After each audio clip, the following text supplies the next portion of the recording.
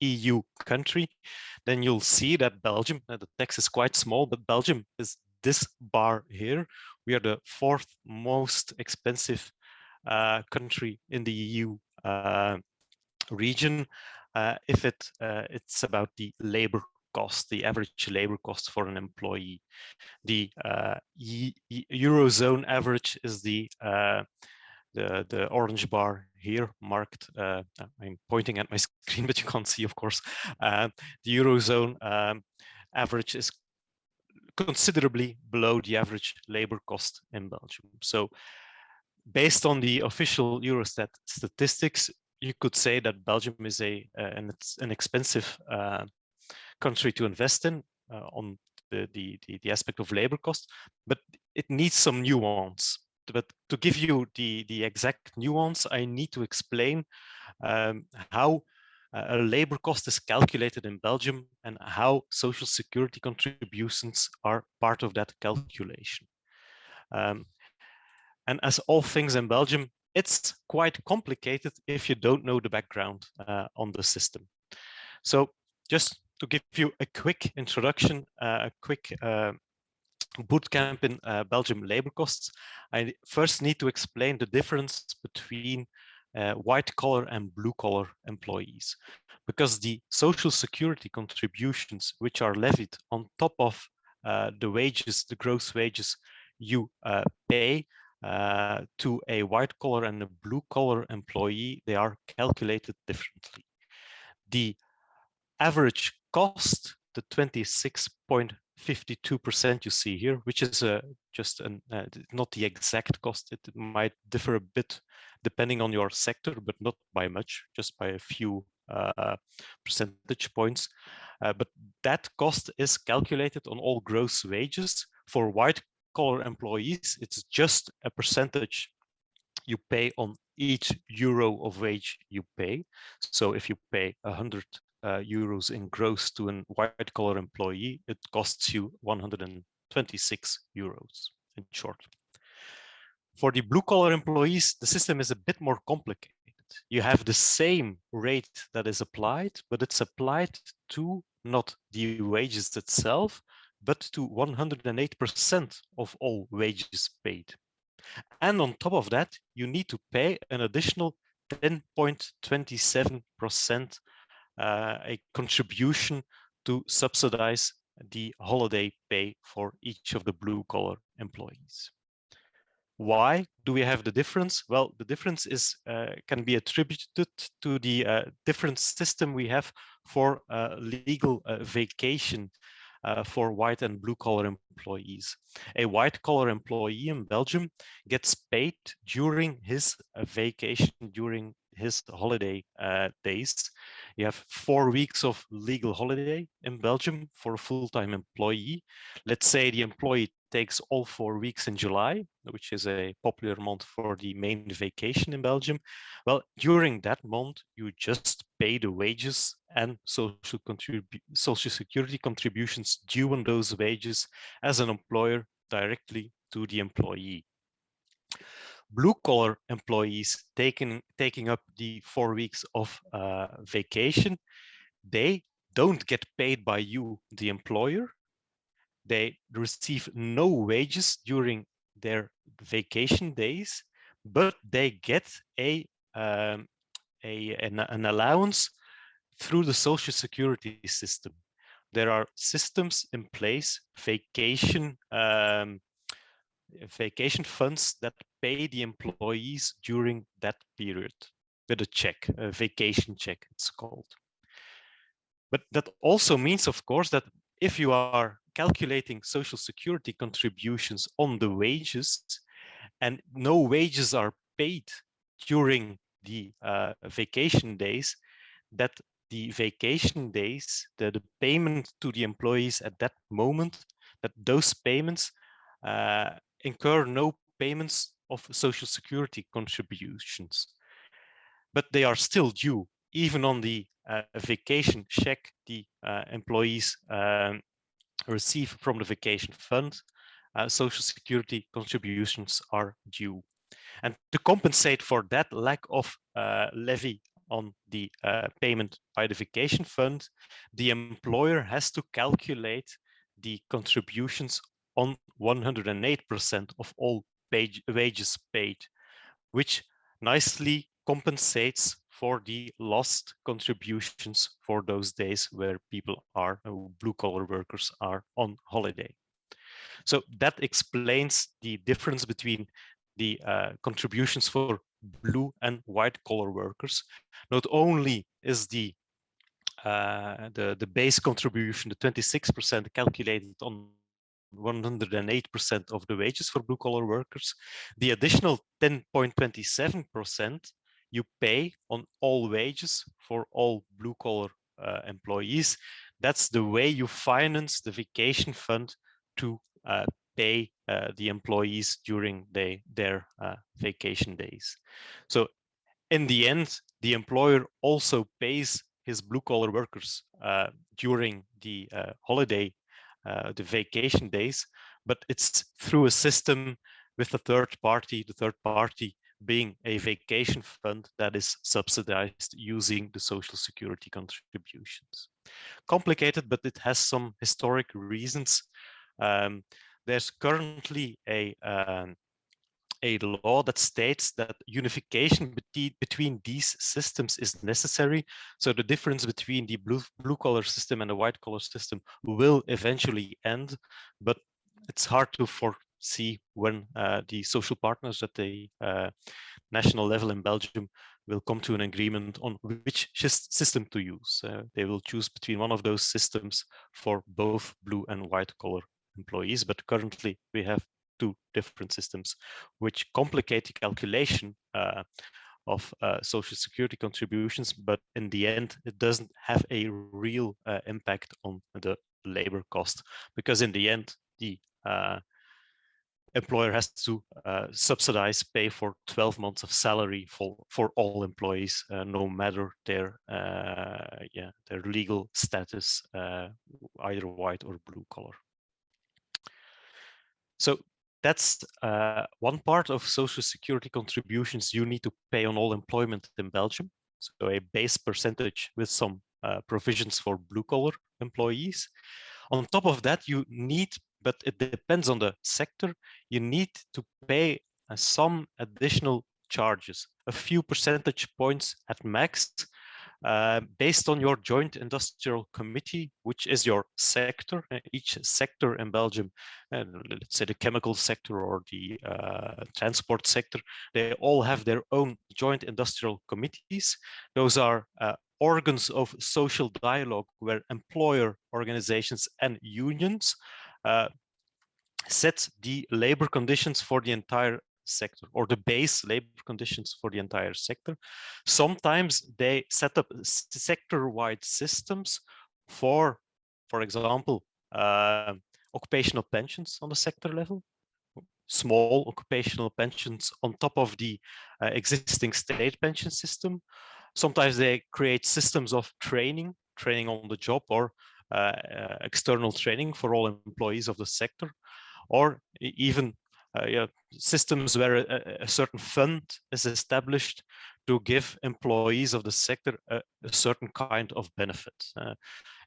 Additional allowances, for example, additional end-of-year premiums that sometimes they are subsidized or sometimes they are paid out through a sector-wide fund to fund those funds.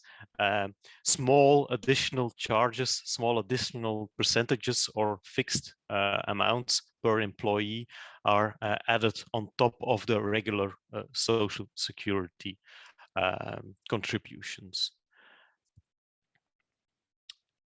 What does that mean in practice? It's easy to give you a quick overview of the general rules. How are wage costs calculated in Belgium, based on a fixed percentage and some additional top-ups depending on the fund. But what does that mean in actual fact? I've prepared two quick examples. Let's say you want to hire a white-collar employee.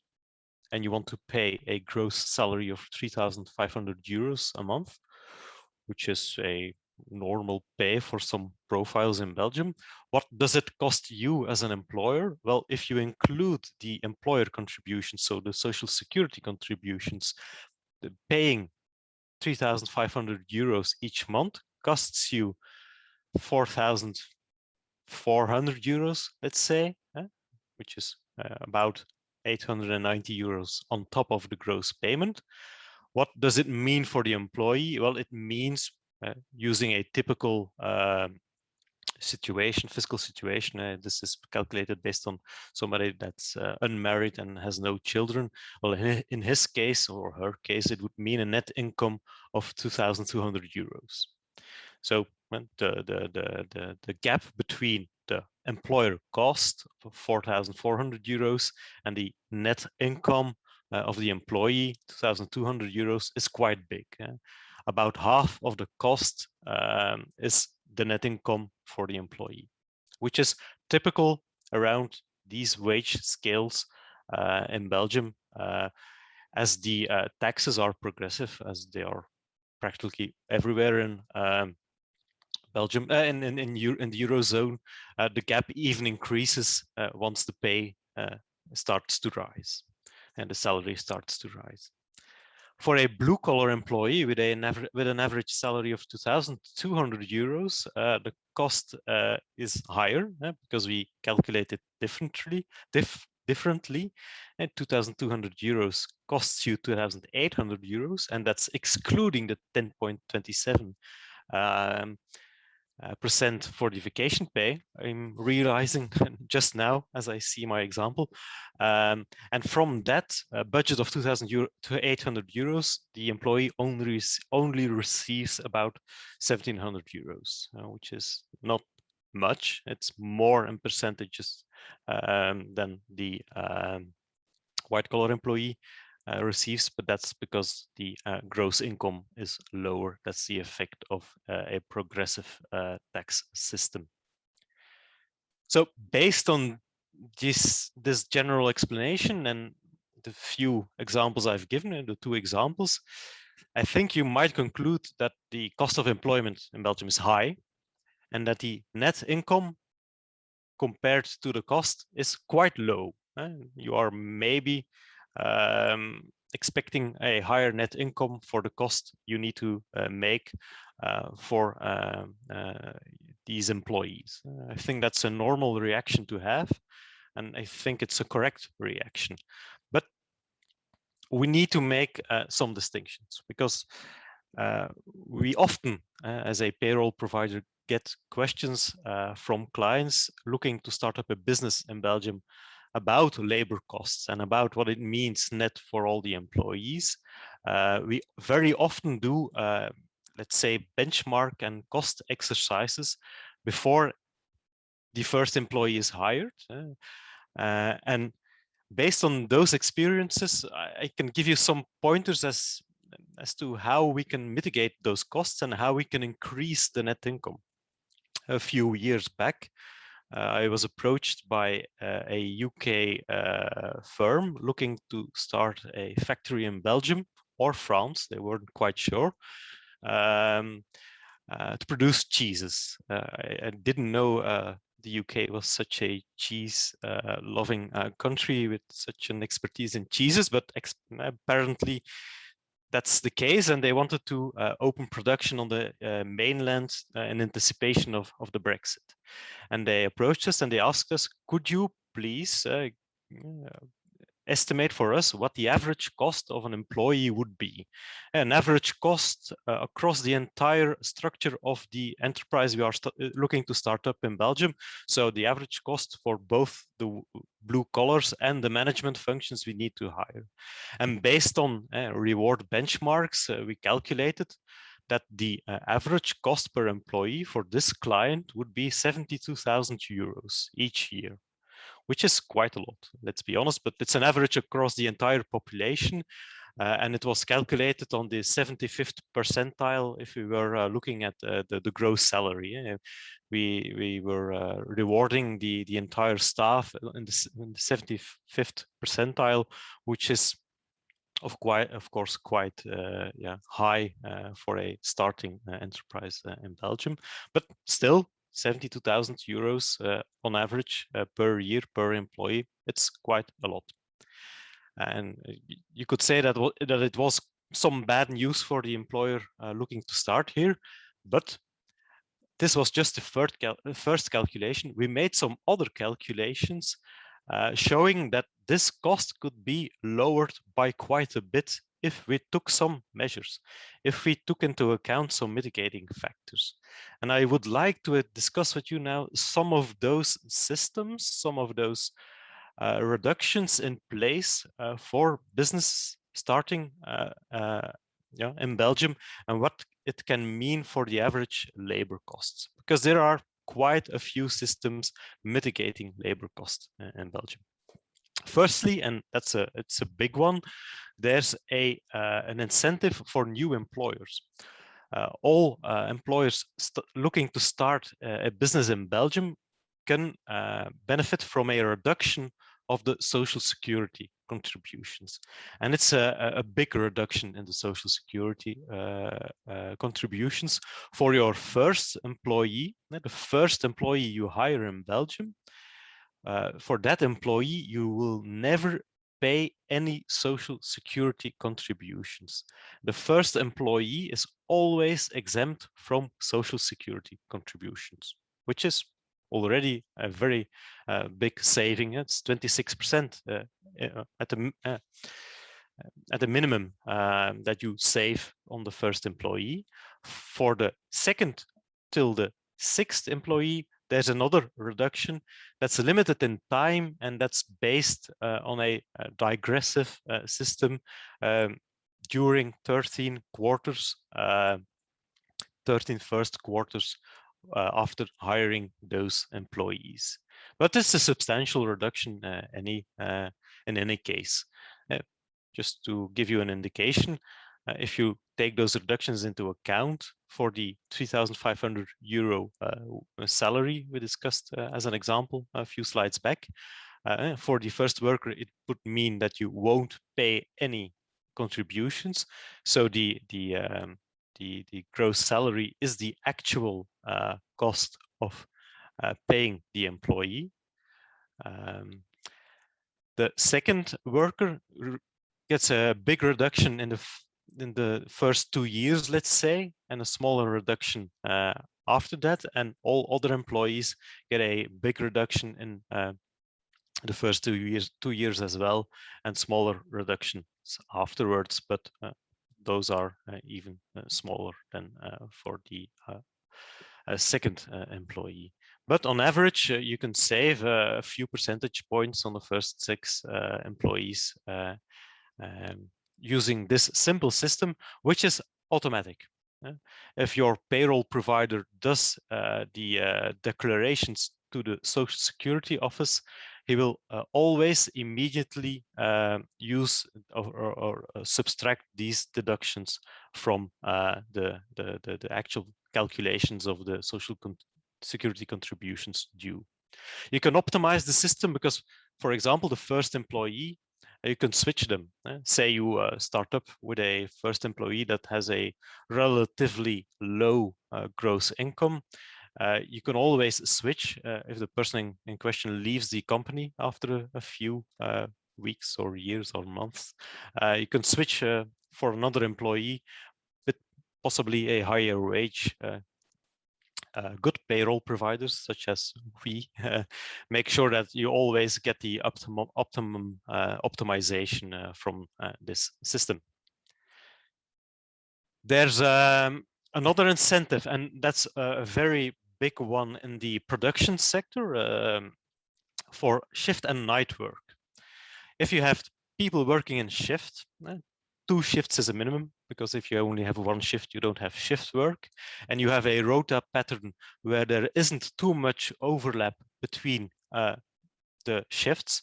The maximum overlap between 2 shifts is 1/3 of the daily schedule. If that is the case, you can benefit from this reduction. For night work, it's also applicable if the night shift works between 8 p.m. and 6 in the morning. And if you have one of those systems, a shift system or a night system, or both, you can deduct 22.8% of all withholding tax due for those employees from the actual withholding tax you need to pay forward to the tax office in Belgium. So that's a very big reduction, 22.8% of the withholding tax, which is on average, let's say 30%. Yeah, that's 6% of wages that get deducted from your total labor costs. So if you're looking to start a production plant in Belgium, this system can have a very beneficial impact on your final labor costs. There's also an incentive, a very similar incentive for all overtime paid, but we mean all legal overtime. So if you need to have, if you need people to make overtime for the first 130 hours each year, you can use a beneficial system for both the employer and the employee, where you can deduct 24% of the wages from the withholding taxes due on the wages of the employees. Of course, there's an additional cost, because if once you have overtime, you need to pay overtime wages. Overtime is paid at 50% on weekdays in Belgium, and at 100% on public holidays and on Sundays. The Saturday is considered a weekday over here. But if needed, if overtime is needed, this system means that both the employer sees a reduction in his costs, in his labor costs, and the employees, they benefit from a similar deduction, which means that the net income for those overtime hours is almost gross for net. Which means that in Belgium, it's always easy to find volunteers to do overtime, or at least for the first 130 hours of overtime each year, because it's so beneficial to all parties. There's also a similar incentive for companies looking to start up R&D in Belgium, and that's a very big incentive, but the rules are very strict as well. If you have employees working on fundamental research, industrial research, or experimental development of products or services, you can ask for a recognition from the federal government. They have an agency, BELSPO, responsible for treating requests by employers to get recognized. Once you are recognized as having employees doing actual R&D work, you can deduct 80% of the fiscal wages from the withholding tax due on the wages of those employees.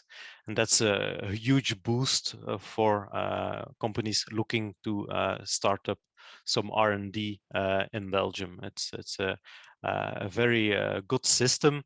It's quite complex to manage from an administrative side, but help is available.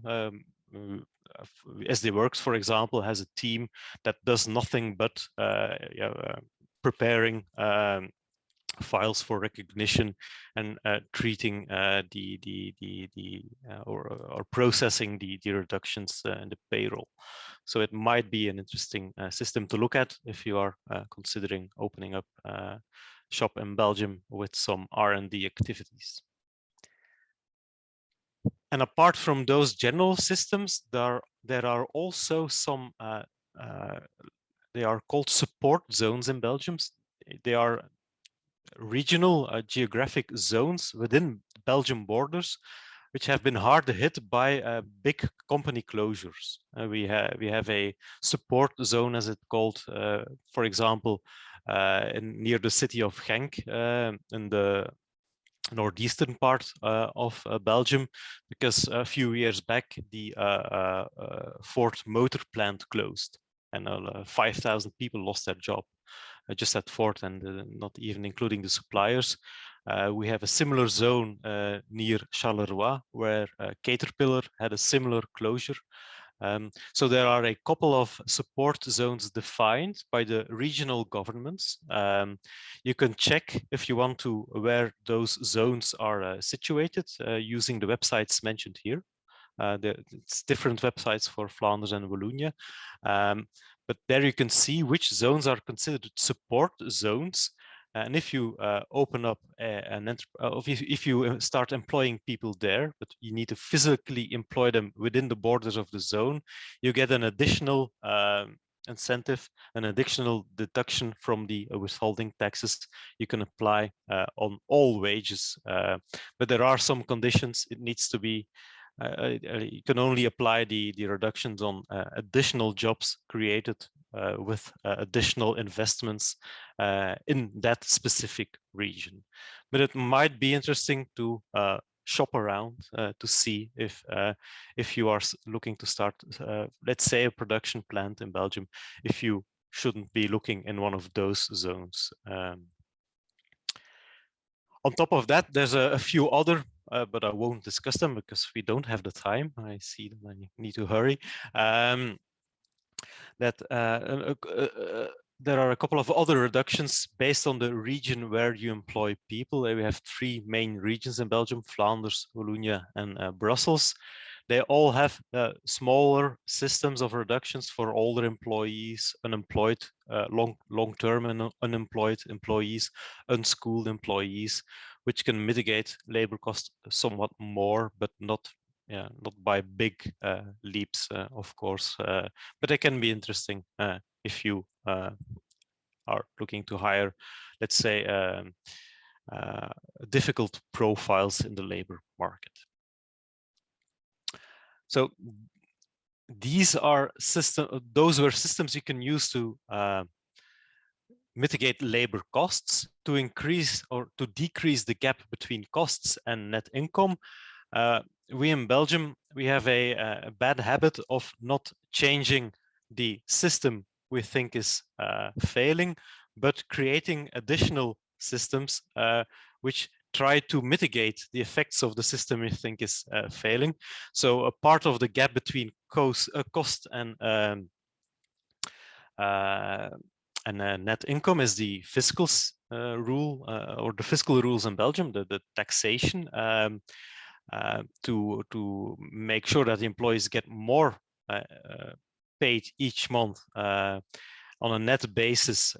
We have created a mishmash of different ways to pay salaries, but not in cash, but in kind or using some complex system.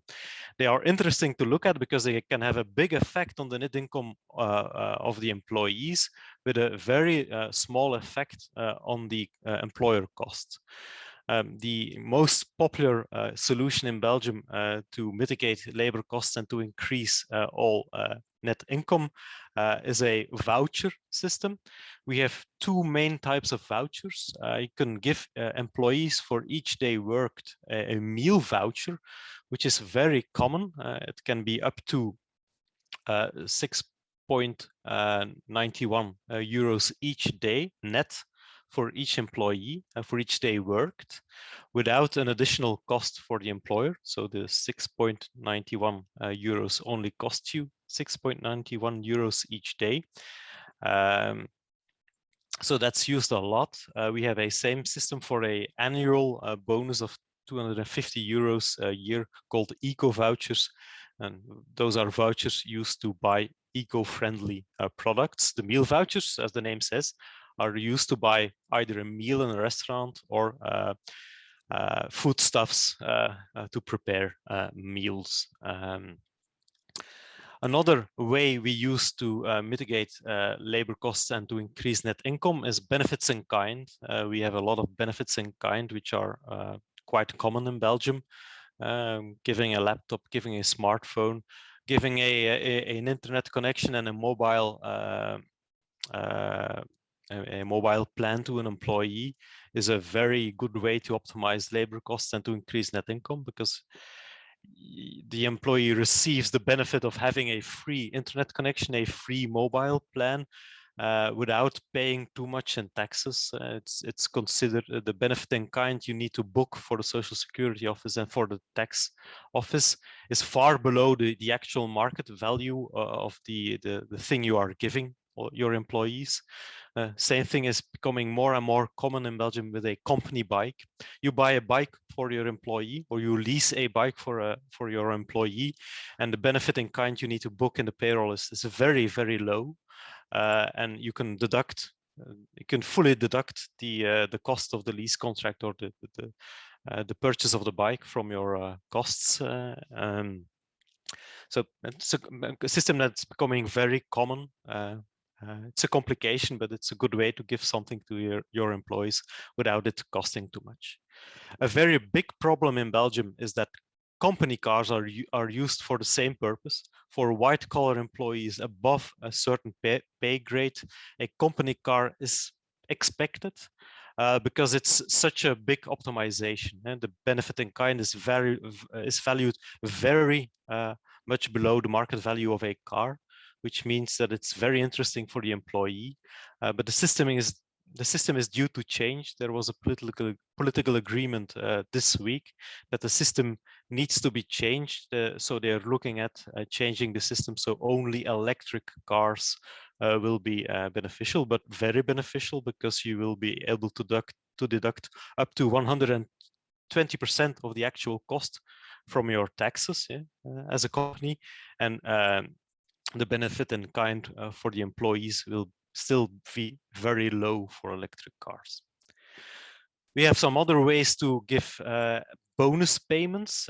Regular wages are taxed quite a bit or incur big social security contributions, but for bonus payments, there are exceptions. Collective bonus systems exist with beneficial rules on social security and taxation.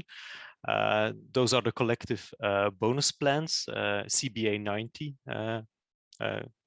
as it's called in Belgium. And you also have a system of granting stock options, not even stock options in your own company, but just generally traded stock options on European stock markets to your employees in lieu of actual cash payments. And that system is very beneficial to give individual bonuses with lower costs to the employer and bigger net incomes for the employees. Those are quite complex systems, but it can be looked at if needed. What does it mean in practice? Well, if I take my example, the UK cheese factory looking to set up shop in Belgium, what does it mean if we take all those things into account? And for the employer in question, we made a new simulation, not of the base cost, but of the cost after taking into account the rota patterns, the rotation patterns they sent us for the shift workers, the blue collar employees. And after optimizing the R&D costs and the net income of the white collar employees, we could see a saving of almost 8% on the total wage cost per employee on average, which is quite a saving, which means that the face value labor cost in Belgium can always be mitigated using the systems in place, systems put in place by the government to create jobs. So those are, it's all about legal systems created specifically for people like you looking to set up shop in Belgium, to make it attractive or more attractive to hire people in Belgium.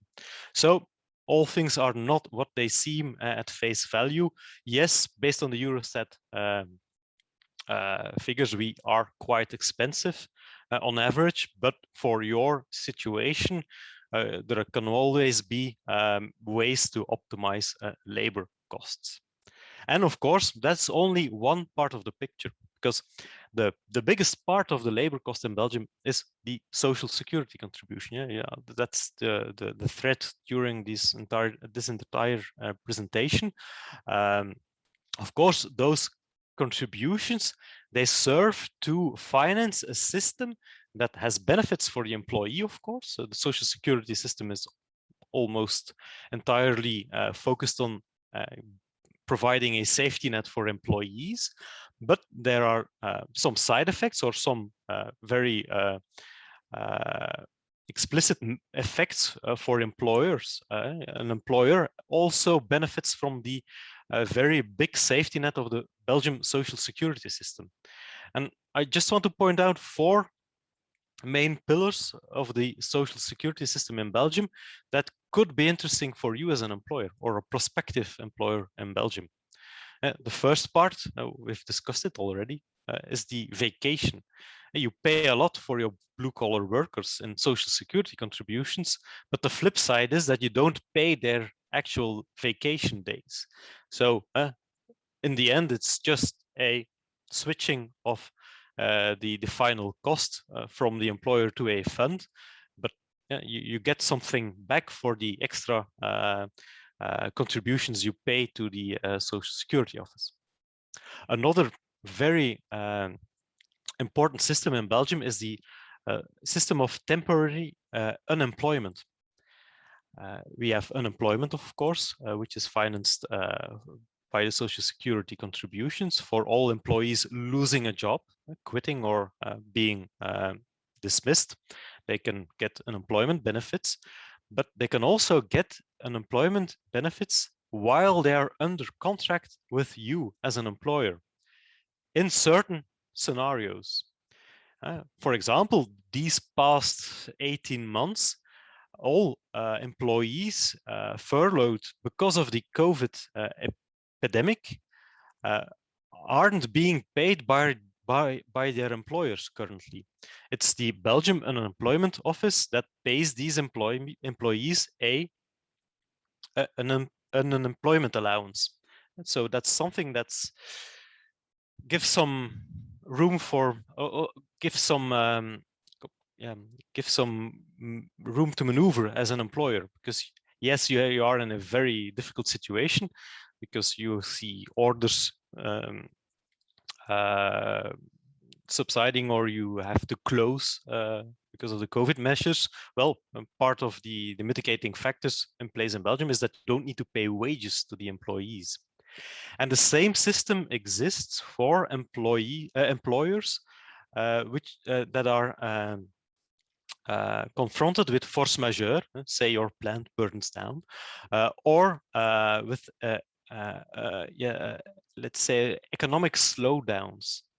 If you start to see a drop in your order books, and that drop is substantial and it persists for a certain period, then you can ask to the unemployment office if you can put some of your workers either full-time or part-time on unemployment benefits, and which means that you can lower your wage cost to compensate for the orders that aren't coming in without dismissing people. You just suspend their contract, and once the orders start to trickle in or start to trickle back in, you can just reactivate your employees without needing to rehire them or retrain them if you can't find the same profiles in the labor market at the moment you need them. So that's a very very good system in Belgium, and that's not in place in all European countries, such a system.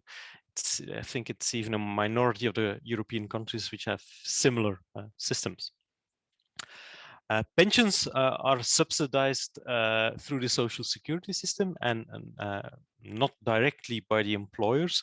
Everybody gets a state pension. Of course, the last few decades, additional occupational pensions have been becoming the norm in Belgium, either on a sector level or on a company level. But that's okay, because it's always limited in scope, the payments you need to make for an occupational pension plan. I think the benchmark currently is about 2.5–3% of gross wages as a contribution for the employer. And the net income for the employees from that small contribution is quite high because they're a very beneficial system in Belgium, both for the Social Security office and the tax office on all occupational pensions, either on a sector level or on a company level. And the last pillar of the Social Security office that you will get into contact with is, of course, the sickness pillar. What if an employee falls ill? Well, in that case, you need to pay wages for the first month, and that's a wage that is guaranteed by the employer. That part of the wage during a period of illness, and the first month is at the employer's charge. But after the first month, all wages stop, and the invalidity office will take care of the rest and will give an allowance to your employee on leave. Okay, that was a quick overview of the Belgium social security system and what it could mean for you as an employer.